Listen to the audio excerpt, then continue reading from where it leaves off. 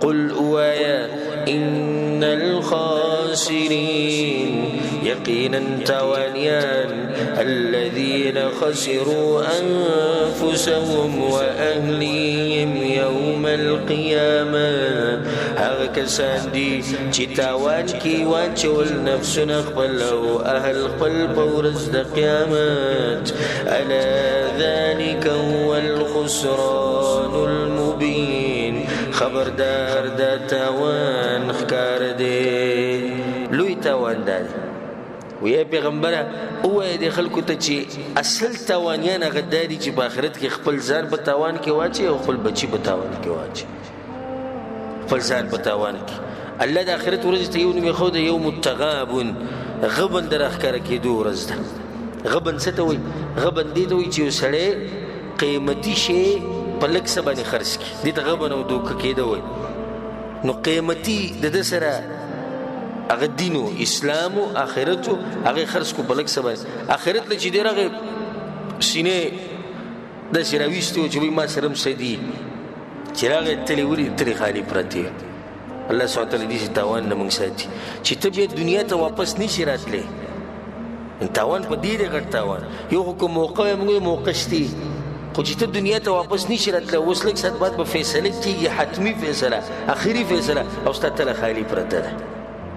نور تاوان څه ته وایي ځکه حدیث کې دا راځي رسول الله صلی الله علیه وسلم وایي بعض کسان به راشي یأتون بحسنات او سمې غټ غټې نیکیانې به ځان سره راوړي اتهام علاقې غرونه رسول صلی یاد کړي اتهام علاقې دلته څو غټ غرونه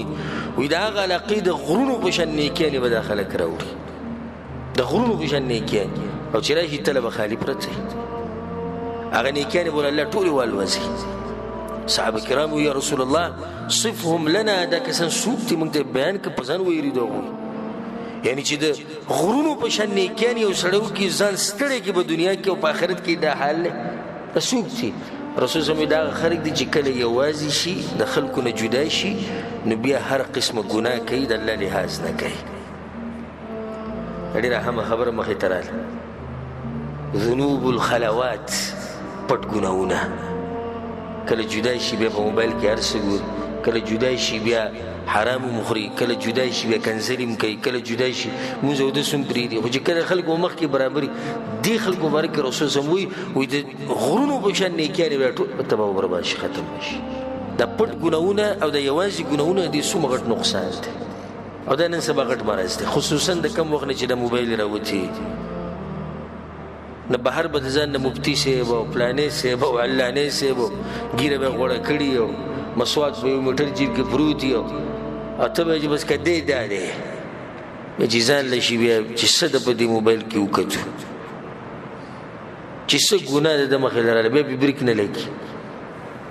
چې څه قسمه معاملات بیا ده خو بهر د یو نیم سړی به کور کې دننه څښا په څښایي لکه کور ماحول یې صحیح ګندی صفائی خیال لگے باہر ته چوزي سپری په ځان باندې وکړو کپړې کړه کې سری کې بار خلک ویروي چې دې ګونه پات دي کور به ګوره څنګه خبر نه چې کور خدا ته ورشه 15 منټ کې څوک نه ستې نشي دنه د دې سړي حال چې بهر ګرځي ظاهري شکل سم خسته جوړ کړي او دنه دې ختم دي څومره نقصان د تورسي په دې عمل باندې الله دې موږ د پټو ګناهونو نه ساتي خبري او حدیث اور رسول سم وی باس خلق بس سمې نه کېنه لور د غرونو په شان ابا ختم شي څنګه به ختم شي رسول سم وی دته کنځلي کړی ابا د خپل حساب والی د په عزت کې ګوتی والی دی د خپل حساب والی د غیبت کړي د خپل حساب والی دی وهله د خپل حساب والی دی تنکړه د خپل حساب والی اخر کې بار څه ختم شي خبره یوازې په دینه ختمي چې صرف د غرونو په شان نیکانې لاړې رسول سموي چې بیا سره سپاتې نشي نو دا غوي ګناهونه په دکې خو دي شي دا وړي خبرې خو نه چې ته ورشي او سم خوشاله جبي زما د غروب یو ما به منځونه کول او ما به درسونه کول او ما به زکاتونه ور کول او ما به جهادونه کول او لار شي هر څه تقسیم شي ختم شي د اعمالو حفاظت کوي نو غټ تاوان لري خبر ما ټوله دغه کوله چې حقيقي تاوان لري چې ته په آخرت کې تاوان شي د دنیا تاوان څه شي دی خو چې ته 100 روپۍ بدن لاړې شي کور به وبېلې ځمکه به وبېلې داسې دومره غټ تاوان خو نه دی بیا هم راګرځولی شي که ژوند دی و ډېرو خلکو غټ تاوانونه کړي په کروڑاو روپۍ او ریالونه ډالرې د دغوی نه تاواني شوي دي بیا هغه حالت صحیح شوي دي بیا واپس هغه تاوان خپل پوره کړی هېڅ خبره نه خو چې ته حق اخرت کې الله ته مخامخ شي او ستا په تله کې څه نه وي او دویم پرې موقم نه وي الله دې داسې حال نه هر مسلمان ساتي بیا بل تاوان دا دی چې سړی خپل بچی په تاوان کې واچوي ډېر خلکو دا مطلب دی چې د بچی سره ښه دا دي چې ته د دنیا ښایسته کړي دا صحیح دی چې دا د بچی سره محبت دی چې ته د هغه د دنیا سوچ کړي خو حقیقي محبت د بچی سره د هغه د آخرت سوچ دی دا بچی نن تا ستړی کو سهار منزل دې راپاسو په جمعې کې ستړی دی کو خوب دی وله خراب خو د دې تکلیف ته لاس هغه ته په آخرت کې څومره چین او سکون به میلاویږي دې ته سوچ کوه دې ته سوچ مه کوه چې د عرضي تکلیف ته ګورې عرضي تکلیف ته ده لږ وخت تکلیف دی ښه پرېږدې ښه